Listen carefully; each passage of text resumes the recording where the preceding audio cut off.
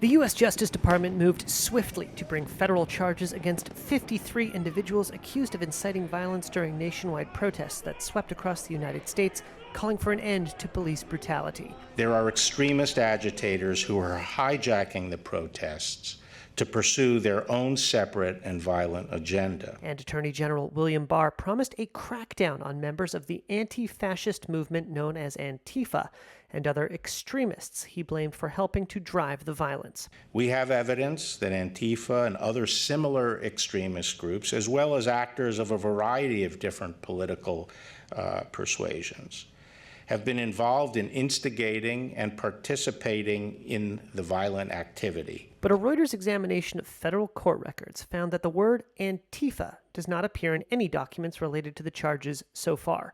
In most cases, prosecutors describe disorganized acts of violence by people who have few obvious connections to organized groups.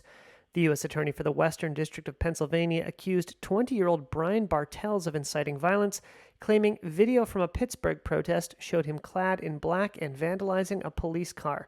After his arrest, Bartels allegedly told federal agents he came equipped with spray paint, identified as far left, and attacked the cruiser in an F-it moment.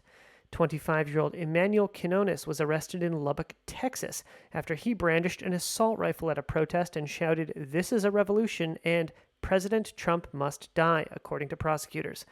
And police arrested 26-year-old Caquintez Gibson for using social media to encourage people to loot in Peoria, Illinois.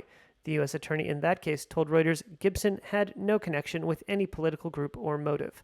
8 people in New York have so far been charged with federal crimes relating to the protests, including what police said were Molotov cocktails thrown at cop cars.